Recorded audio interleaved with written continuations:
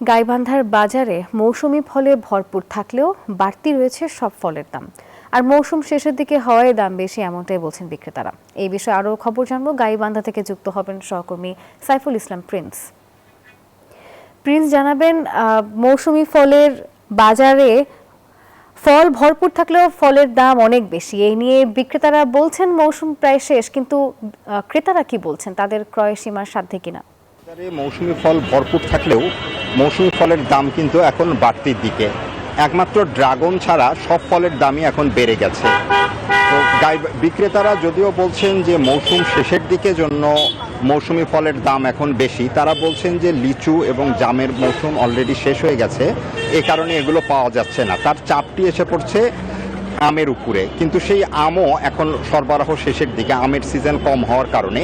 এই কারণেই মূলত মৌসুমি ফলের দাম বলে তারা বলছেন। আমরা একটু বিক্রেতাদের কাছ থেকে একটু দামগুলো সম্পর্কে জানতে চাবো, যে আপনি একটু বলবেন যে মৌসুমি ফলের দাম কেমন? মৌসুম ফলের দাম এখন বাজার ফল শেষের দিকে, তো এই জন্য একটু দাম বৃদ্ধি হয়েছে। যেমন আম্রপালি 120 টাকা, ফজলি হলো 100 টাকা।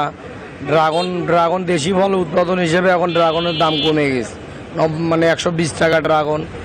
দেশি খেজুর আছে, নতুন নামছে খেজুর, এগুলোর হলো আপনার কেজি হলো 300 টাকা। আনারসের দাম একটু কমে গেছে, সম্পূর্ণ ফলের দাম একটু, আমের দামটা একটু বৃদ্ধি হয়ে গেছে। আম তো বাজার শেষের দিকে, এই কারণে সব অন্য ফলের দাম আস্তে আস্তে কমতেছে। যেমন আঙ্গুরের দাম কমে গেছে, একটু কমছে মাল, আর সব জিনিসের দাম একটু একটু কমতেছে, কিন্তু দেশি ফলের দাম বেড়ে গেছে। বিক্রেতারা বলছেন যে মৌসুমি ফলের দাম বেশি, তবে ক্রেতারা এত দামে মোটেও সন্তুষ্ট নয়, তারা সব সময় দামাদামিতে আছেন। তবে এখানে আরেকটি কাজ বলছেন যে গত কয়েকদিন থেকে টানা বৃষ্টিপাত হওয়ার কারণে গাইবান্ধায় মৌসুমি ফলের সরবরাহটিও কমে গেছে, এটিও একটি মৌসুমি ফলের দাম বৃদ্ধির জন্য তারা দায়ী করছেন। এছাড়া গাইবান্ধায় যে আমের বাজার মূলত জনপ্রিয় ছিল আম্রপলি এবং হাড়িভাঙ্গা, এই হাড়িভাঙ্গা আম বর্তমানে রংপুর থেকে আর গাইবান্ধায় আসছে না, এ কারণেও আমের দাম বেশি বলে তারা জানাচ্ছেন। এখন চাঁপাইনবাবগঞ্জ থেকে আসছে আম্রপলি এবং ফজলি আম আসছে সাভার থেকে।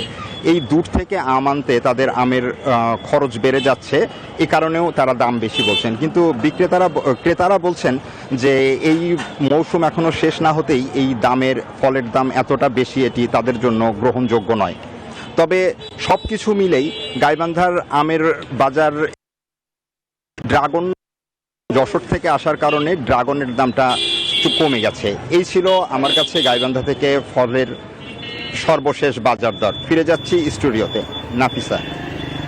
প্রিন্স, ধন্যবাদ আপনাকে।